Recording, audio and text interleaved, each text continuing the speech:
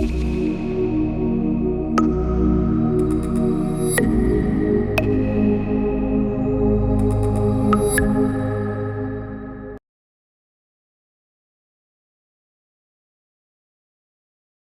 Students, आज हम बात करने वाले हैं ऐसी सैटेलाइट के बारे में जिसकी बहुत ज़्यादा लंबी सीरीज है और जिसने हमको बहुत ज़्यादा हाई स्पेशल रिजोल्यूशन में अर्थ के बारे में डेटा दिया है। हम बात करने वाले हैं आज मीटियोसैट सीरीज के बारे में कि मीटियोसैट सीरीज क्या होता है, उसमें कौन कौन सी सैटेलाइट्स यूज हुई हैं और उन सैटेलाइट्स में किस किस टाइप के सेंसर्स यूज हुए हैं और वो सैटेलाइट्स हमको किस टाइप का डेटा देती है। तो जो मीटियोसैट सीरीज है वो हमको क्या देने वाली है, मीटियोलॉजिकल सैटेलाइट डेटा देने वाली है। इसका इसीलिए इसका नाम क्या है, मीटियोसैट।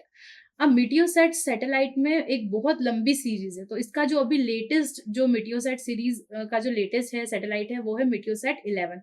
तो हम देखेंगे इस सीरीज को स्टार्टिंग से लेके एंड तक कि ये सीरीज कहाँ से स्टार्ट हुई है और इस सीरीज में कितने पार्ट्स हैं। ठीक है, तो अब सबसे पहले जब हम बात करते हैं मीटियोसैट की, तो मीटियोसैट हमको देने क्या वाला है, ये सीरीज जो है ये हमको क्या देगी, ये हमको मोस्टली वेदर की कंडीशन बताएगी और हमको बताएगी कि और कितने अच्छे तरीके से हम रिसर्च कर सकते हैं।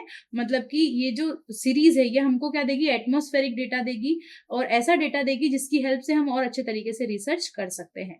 तो मीटियोसैट सीरीज जो है वो कैसी है, ये जियो स्टेशनरी मीटियोलॉजिकल सैटेलाइट है जो कि किसके द्वारा ऑपरेटेड है ये, तो ये यूमूसैट के द्वारा ऑपरेटेड है। यूमूसैट का फुल फॉर्म क्या है, European organisation for the exploitation of meteorological satellites. ठीक है, तो ये एक यूरोपियन कंपनी है, यूरोपियन ऑर्गेनाइजेशन है जिसने क्या किया है, मीटियोसैट को ऑर्गेनाइज किया, बनाया है। ठीक है, तो मीटियोसैट इनके अंडर में आती है, यूरोपियन ऑर्गेनाइजेशन के अंदर। तो ये जो मीटियोसैट सीरीज है इसको हम इन्होंने इसको तीन जनरेशन में डिवाइड किया है, first generation, second generation and third generation. तो हम सबसे पहले देखते हैं मीटियोसैट की फर्स्ट जनरेशन। मीटियोसैट फर्स्ट जनरेशन में कितनी सैटेलाइट्स हैं, टोटल 7 सैटेलाइट्स हैं। ठीक है, और ये जो सातों सैटेलाइट्स हैं, मतलब ये इसकी जो स्टार्टिंग हुई थी, ये जो फर्स्ट सैटेलाइट बनी थी मीटियोसैट की, वो बनी थी 1977 में, जिसका नाम दिया गया था मीटियोसैट 1। ठीक है, मीटियोसैट 1 इसका नाम था और ये कैसी सैटेलाइट थी, ये कॉस्ट इफेक्टिव सैटेलाइट थी और इस सैटेलाइट की हेल्प से हम क्या कर सकते थे, कुछ स्पेसिफिक डेटा को हम कैलकुलेट कर सकते थे। तो ये जो फर्स्ट जनरेशन की सैटेलाइट है वो क्या है, 1 से लेके सैटेलाइट 7 तक रहेंगी, मतलब 1 से लेके 7 तक की सैटेलाइट इस फर्स्ट जनरेशन के अंदर आती है। तो फर्स्ट जो सैटेलाइट है वो कब लॉन्च हुई थी, ये लॉन्च हुई थी 23 नवंबर 1977 में और इसकी लाइफ का एंड कब हुआ था इस सैटेलाइट का, तो ये हुआ था 11 अप्रैल 2017। अब हम देख लेते हैं कि क्या मेजर करने वाली है। तो जो इसका मेन डोमेन रहेगा मेजरमेंट का, वो रहेगा फर्स्ट एटमॉस्फेयर, सेकंड रहेगा ओशियन। मतलब ये हमको एटमॉस्फेयर के बारे में इंफॉर्मेशन देगी ये सैटेलाइट, साथ साथ में हमको समुद्र के बारे में भी जानकारी देगी। तो ये दो चीजों के बारे में हमको इन्फॉर्मेशन देगी। अब हम इसकी मेजरमेंट की कैटेगरी देख लेते हैं कि ये एटमॉस्फेयर और ओशियन तो क्या है, बहुत वाइड वाइड चीज है ना। एटमॉस्फेयर में क्या है, बहुत सारी चीजें हैं, वहीं पे ओशन है उसमें भी क्या है, बहुत सारी चीजें हैं। तो हम किसके बारे में पर्टिकुलरली इन सैटेलाइट्स की हेल्प से पता करने वाले, तो हम देखेंगे क्लाउड टाइप के बारे में, कितने टाइप के क्लाउड्स हो सकते हैं, और हम देखेंगे amount and cloud top temperature. हम देखेंगे कि कितने टाइप के क्लाउड्स हैं, कितने अमाउंट्स में वो क्लाउड्स हैं। इसके अलावा उन क्लाउड का टॉप टेम्परेचर कितना है, उस टेम्परेचर के हिसाब से हम पता लगा सकते हैं कि कहाँ पर कितनी बारिश होने वाली है। इसके अलावा liquid water and precipitation rate, हम प्रेसिपिटेशन रेट का भी पता लगा सकते हैं, हम पता लगा सकते हैं कितनी बारिश होने वाली है। इसके अलावा हम जो ओशियन है उसके सरफेस टेम्परेचर के बारे में भी मीटियोसैट की हेल्प से पता लगा सकते हैं। इसके अलावा हम एटमॉस्फेरिक ह्यूमिडिटी के बारे में भी फाइंड आउट कर सकते हैं कि कौन से एरिया में कितनी ह्यूमिडिटी है। जैसे कि आप कहीं जाते हैं तो आपने देखा होगा रोड्स के कॉर्नर्स पे बोर्ड लगे रहते हैं जिसके ऊपर सारी इंफॉर्मेशन रहती है कि यहाँ पे जो कार्बन डाइऑक्साइड का एमिशन है वो इतना है, एयर की क्वालिटी इतनी है। तो वो जो सारी इंफॉर्मेशन है, ठीक है, वैसे ह्यूमिडिटी भी लिखी रहती है उसमें कि ह्यूमिडिटी अभी यहाँ पर इतनी ह्यूमिडिटी है। तो ये जो डेटा है हमको किससे मिलता है, with the help of satellite मिलता है। इसके अलावा हम एटमॉस्फेरिक विंड का भी क्या कर सकते हैं, पता लगा सकते हैं विद द हेल्प ऑफ मीटियोसैट। अब ये मेजरमेंट जो है, ये मेजरमेंट हमको क्या क्या मेजरमेंट हमको मिलेगा, जैसे कि हमने अभी बात की थी कि मेजरमेंट कैटेगरी की, कि जो एटमॉस्फेयर और ओशियन में हम किस किस चीजों को देखेंगे। अब हम इन किस किस जो हम चीजें देखने वाले हैं, जैसे कि आपका क्लाउड का टाइप और प्रेसिपिटेशन की रेट, तो इसमें हम किस तरीके से बात करेंगे। जैसे हम क्या पता लगा सकते हैं मीटियोसैट की हेल्प से कि जो क्लाउड है उसकी टॉप हाइट कितनी है, क्लाउड कवरिंग कितना है, प्रेसिपिटेशन की इंटेंसिटी कितनी है, मतलब कि जो प्रेसिपिटेशन हो रहा है वो किस फॉर्म में है, वो आइदर सॉलिड फॉर्म में है या फिर लिक्विड फॉर्म में है। इसके अलावा हम क्लाउड के एटमॉस्फेयर के बारे में भी पता लगा सकते हैं, हम ह्यूमिडिटी की प्रोफाइल पता कर सकते हैं या ह्यूमिडिटी का कॉलम पता कर सकते हैं। इसमें हम सी सरफेस टेम्परेचर भी फाइंड आउट करेंगे, मतलब हम इसमें सी सरफेस प्रोफाइल और सी सरफेस टेम्परेचर के बारे में भी बात करेंगे। इसके अलावा हम क्लाउड टॉप टेम्परेचर की बात करेंगे कि क्लाउड के टॉप पे कितना टेम्परेचर है, और इसके अलावा हम विंड प्रोफाइल की भी बात करेंगे कि हॉरिजॉन्टली जो विंड की प्रोफाइल है वो किस टाइप की है, मतलब कहाँ पे विंड कितनी है। तो उससे हमें एक अंदाजा लग सकता है, जब हम कभी भी हमको प्रिडिक्शन करने, तो उन प्रिडिक्शन में जो विंड प्रोफाइल्स हैं और ये जो क्लाउड का टॉप सरफेस का टेम्परेचर है, ये जो अब हम पता लगाएंगे तो इनकी हेल्प से हम क्या कर सकते हैं, हम आगे की स्टडी कर सकते हैं या हम फ्यूचर को प्रिडिक्ट कर सकते हैं कि कब थंडरस्टॉर्म्स आएंगे या कब ज्यादा बारिश होगी, कब बारिश नहीं होगी। अब नेक्स्ट हम देख लेते हैं इसमें इंस्ट्रूमेंट्स, तो इसमें कौन कौन से इंस्ट्रूमेंट्स यूज होने वाले हैं। तो इसमें हम यूज करेंगे MVRI, इसके अलावा हम क्या यूज करेंगे, मीटियोसेट कॉम्स। ये दो टाइप के इंस्ट्रूमेंट्स हैं जो हम क्या करने वाले हैं, इंस्ट्रूमेंट्स यूज करने वाले हैं। पहला है MVIRI और दूसरा है मीटियोसेट कॉम्स। अब ये इंस्ट्रूमेंट जो है किस टाइप के हैं, तो ये कैसे है, मल्टी स्पेक्ट्रल रेडियोमीटर है, और क्या है, एक जो मीटियोसेट कॉम्स है वो क्या है, कम्युनिकेशन के लिए हमने यूज किए हैं। ये जो मल्टी स्पेक्ट्रल हैं वो किसमें काम करने वाले हैं, जनरली जितने भी हम एटमॉस्फेरिक में जितने भी हमने बैंड्स यूज किए हैं वो जनरली 2 या 3 रेंज में ही काम करते हैं। फर्स्ट रेंज है विजिबल रेंज, सेकंड है इंफ्रारेड रेंज, और जो थर्ड रेंज है वो क्या है, वो रेंज है हमारी थर्मल इंफ्रारेड रेंज बोल सकते हैं, या फिर जैसे जब थर्मल का हम 3 पार्ट में डिवाइड जाती है, मिड इंफ्रारेड, लो इंफ्रारेड, तो इस टाइप से हम डिवाइड कर सकते हैं। तो मेनली 2 टाइप की रहेंगी, इंफ्रारेड वेव्स रहती हैं और विजिबल वेव्स रहती हैं। अब इसमें जो स्पेक्ट्रल बैंड यूज होने वाला है, ठीक है, वो स्पेक्ट्रल बैंड कौन सा रहेगा, वो रहेगा VISSR सेंसर। VISSR सेंसर जो है वो हम क्यों यूज करेंगे, ताकि हम क्या कर सके, और अच्छी क्वालिटी में जो हमारी इमेजेस है उनको पता कर सके। ये जो VISSR जो हमारा सेंसर है वो किस में काम करने वाला है, वो काम करेगा पैनोक्रोमैटिक बैंड में, मतलब VIS में, विजिबल स्पेक्ट्रम में, और किस में काम करेगा, मिड इंफ्रारेड बैंड में काम करेगा। ठीक है, तो हम किस किस में काम करने वाले हैं, पैनोक्रोमैटिक बैंड में, मिड इंफ्रारेड बैंड में, और इस मिड इंफ्रारेड और पैनोक्रोमैटिक बैंड की हेल्प से हम क्या पता करेंगे, हम पता करेंगे वाटर वेपर्स, कितनी वाटर वेपर्स प्रेजेंट है एटमॉस्फेयर में। और जो फर्स्ट जनरेशन है मीटियोसेट की, वो फर्स्ट जनरेशन हमें डेटा किस हिसाब से देती है, अब हम वो देखते हैं।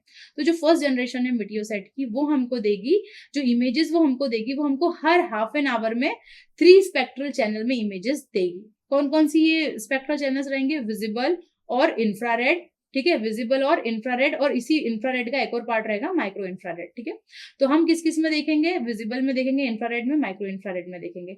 और इसकी हेल्प से हम क्या पता लगा सकते हैं, हम वाटर वेपर्स का पता लगा सकते हैं, और वाटर वेपर्स के अलावा हम एटमॉस्फेयर में किस हिसाब से, मतलब एटमॉस्फेयर में कैसा प्रेसिपिटेशन है वो पता लगा सकते हैं। अब बात करते हैं इसमें जो सैटेलाइट्स हैं वो कितनी, मतलब जो सैटेलाइट्स है वो कहाँ से शुरू है और कहाँ पे खत्म है। तो जो सैटेलाइट्स है वो मीटियोसेट 1 से शुरू है, जो कि कब लॉन्च हुई थी, 23 नवंबर 1977 में। इसके अलावा फिर उसके बाद मीटियोसेट 2 लॉन्च हुई, 3, 4, 5, 6 और ऐसे करके 7, टोटल 7 सैटेलाइट्स जो है वो लॉन्च हुई है। जिसमें से कुछ कुछ सैटेलाइट्स हैं जो अभी भी वर्किंग है, और कुछ कुछ जो सैटेलाइट्स हैं जो कि क्या हो चुकी है, रिटायर हो चुकी है, उनको ग्रेवयार्ड में भेज दिया गया है। अब अगर इन सैटेलाइट का हम मेजरमेंट की बात करें, तो जो ये सैटेलाइट है उसकी जो हाइट है वो कितनी है, 2.1 मीटर है। डायामीटर जो है वो कितना है, 3.195 मीटर है। ठीक है, मतलब कि जो एक सेकेंड, जो डायामीटर है वो है 2.1 मीटर, और जो लेंथ है इसकी वो है 3.195 मीटर, सॉरी।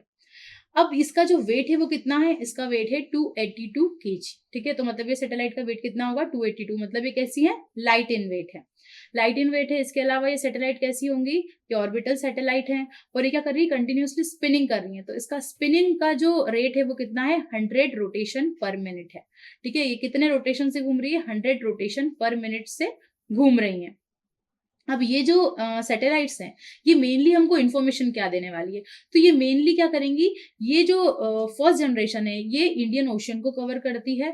तो इससे हमें क्या मिलता है, इंडियन ओशन के बारे में डेटा मिलता है। इसके अलावा ये और क्या क्या कवर करती है, ये हमको ऐसा मीटियोलॉजिकल डेटा देगी जिसकी हेल्प से हम क्या कर सकते हैं, फ्यूचर में थंडर स्टॉर्म्स कब आएंगे वो प्रिडिक्ट कर सकते हैं। इसके अलावा हम प्रिडिक्ट कर सकते हैं कि कब प्रेसिपिटेशन ज्यादा होंगे, कब प्रेसिपिटेशन कम होगा, और वो जो प्रेसिपिटेशन होने वाला है वो किस फॉर्म में होगा, with the help of first generation. अब हम बात करेंगे सेकेंड जनरेशन के बारे में, मीटियोसाइट की सेकेंड जनरेशन।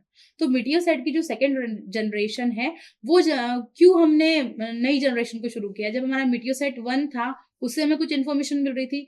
तो अब हम अगर आगे बढ़ रहे हैं तो और ऐसी कौन सी नई चीजें जिनके लिए हमने मीटियोसाइट सेकेंड जनरेशन को शुरू किया है। तो ये इसको शुरू किया गया था ताकि हमें कैसा डेटा मिल सके, नाउ कास्टिंग डेटा मिल सके। नाउ कास्टिंग डेटा मतलब कि हमको हर 2 आवर्स के अंदर क्या मिल सके, जल्दी से जल्दी हमें इमेजेस मिल सके। मतलब हमें जो भी अर्थ सरफेस है उसके इमेजेस क्या मिले, विद इन 2 आवर्स हमको क्या मिल जाए, हमारी सारी इमेजेस हमें मिल जाए। इसके साथ साथ में हमने क्या किया है, इसमें कुछ ताकि हम क्या कर सके, जैसे हम बोल रहे हैं कि हमें जल्दी से जल्दी डेटा मिले, इससे होगा क्या, इससे हम और अच्छे तरीके से वेदर को प्रिडिक्ट कर सकते हैं।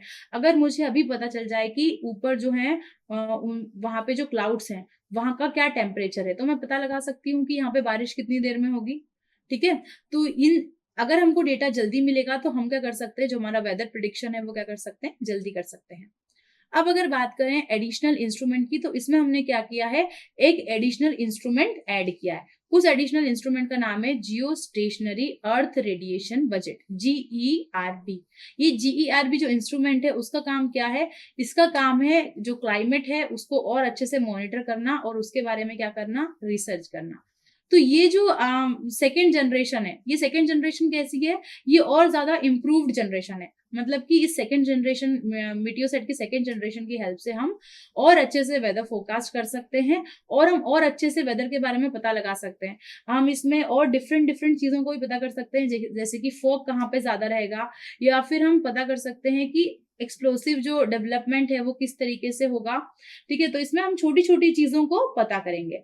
अब ये जो सेकेंड जनरेशन है इसका हम डायमेंशन देख लेते हैं। तो सेकेंड जनरेशन जो मीटियोसेट की है उसका जो डायमेंशन है, उसका जो डायामीटर है वो है 3.2 मीटर्स, इसकी हाइट है 2.4 मीटर, और ये क्या करती है, ये एंटी क्लॉकवाइज डायरेक्शन में क्या करेगी, स्पिनिंग करेगी। और स्पिनिंग का जो रेट रहेगा वो कितना रहेगा, 100 रोटेशन पर मिनट। और इसका एल्टीट्यूड क्या है, एटमॉस्फेरिक के लिए इसका एल्टीट्यूड, एटमॉस्फेरिक हम कहाँ करते हैं, इसकी जो हाइट रहेगी वो रहेगी 36,000 किलोमीटर। ठीक है, तो ये बात कर ली हमने सेकेंड जनरेशन की। तो सेकेंड जनरेशन में अगर हम देखें कौन कौन सी सैटेलाइट्स हैं, तो इसमें सैटेलाइट जो है टोटल वो हैं 4 सैटेलाइट हैं, मीटियोसेट 8, मीटियोसेट 9, मीटियोसेट 10 और मीटियोसेट 11। तो मीटियोसेट जो 8 है वो क्या है, उसका मिशन ऑलरेडी एंड हो चुका है 1 जुलाई 2022 को, जबकि मीटियोसेट 9, 10 और 11 जो है वो अभी भी वर्किंग कंडीशन में है। तो मीटियोसेट की जो सेकेंड जनरेशन है, उस सेकेंड जनरेशन में अगर हम बात करें तो सबसे पहली जो है वो कौन सी है, मीटियोसेट 8। जो मीटियोसेट 8 है वो कहाँ पे है, तो वो है इंडियन ओशन के ऊपर। ठीक है, तो इंडियन ओशन के ऊपर है और वो हमको क्या बताती है, वो प्राइमरली हमको इंडियन ओशन का डेटा कवर करके देती है। मीटियोसेट 8 जो है वो कब रिटायर हुई, 1 जुलाई 2022 को रिटायर हो गई है। मतलब इसने हमको डेटा जो था वो दे दिया और इसको हमने क्या किया है, अब ग्रेवयार्ड में शिफ्ट कर दिया है। वहां से क्या हो जाएगा, ये वहां से रिमूव हो जाएगी। इसके बाद अगर हम सेकंड बात करें मीटियोसेट 9 की, तो मीटियोसेट 9 है वो भी क्या करती है, इंडियन ओशन को ही कवर करेगी। ये क्या करने वाली है, इसने मीटियोसेट 8 है उसको रिप्लेस कर दिया। मतलब मीटियोसेट 9 ने क्या किया, मीटियोसेट 8 को रिप्लेस कर दिया है। वहीं पे मीटियोसेट 10 और 11 जो है वो कहाँ लोकेटेड है, वो अफ्रीका के डिफरेंट डिफरेंट ऑपरेशन पार्ट्स में लोकेटेड है। और कब लोकेट हुई थी, 20 मार्च 2018 को। नेक्स्ट मीटियोसेट 10 जो है वो क्या करती है, मीटियोसेट 10 जो है उसकी एक स्पेशल पावर है उसके पास, बोल सकते हैं हम। वो क्या है, ये रैपिड स्कैन करती है, रैपिड स्कैन मोड में रहती है। रैपिड स्कैन मोड मतलब कि ये हमको हर 5 मिनट में क्या कर सकती है, एक पूरे यूरोप का एक इमेज दे सकती है। ठीक है, मतलब हर 5 मिनट में हमको यूरोप का एक इमेज मिल जाएगा। मतलब इसकी हेल्प से हम क्या कर सकते हैं, बहुत जल्दी जल्दी इंफॉर्मेशन कलेक्ट कर सकते हैं। वहीं पे अगर मीटियोसेट 11 की बात करें तो ये क्या करती है, हमको पूरे अर्थ की इमेजेस देती है। ठीक है, जो कि क्या कवर कर रहा है, पूरा यूरोप और अफ्रीका जितने भी कॉन्टिनेंट्स हैं उन सबको क्या करेगा, ये बहुत अच्छे से क्या कर लेता है, कवर कर लेता है। ये जो है कहाँ से लॉन्च हुई थी, तो ये गुआना स्पेस सेंटर से लॉन्च हुई थी। ठीक है, तो हमने बात की अभी मीटियोसेट सेकंड जनरेशन की, जिसमें कितनी 4 सैटेलाइट थी, जिसमें से जो फर्स्ट सैटेलाइट है वो ऑलरेडी रिटायर हो चुकी है, और इसके अलावा 3 सैटेलाइट्स हैं जो स्टिल इन वर्किंग कंडीशन है, जिनकी एक्सपेक्टेड जो मिशन एंड है वो अगर मीटियोसेट 9 की बात करें तो वो 2025 में रिटायर होगा, मीटियोसेट 10 की बात करें तो वो 2030 में रिटायर होगा, और मीटियोसेट 11 जो है वो 2033 तक चलेगा। और जब ये रिटायर होने लगते हैं उसके पहले हम क्या करते हैं, हम एक नई सैटेलाइट को भेज देते हैं ताकि वो उस पुरानी सैटेलाइट को रिप्लेस कर दे और वहां का डेटा जो रहे वो कंटिन्यूअसली कवर होता रहे। तो ये हमने बात कर ली फर्स्ट जनरेशन की और सेकंड जनरेशन की। अब हम देखते हैं हमारी थर्ड जनरेशन।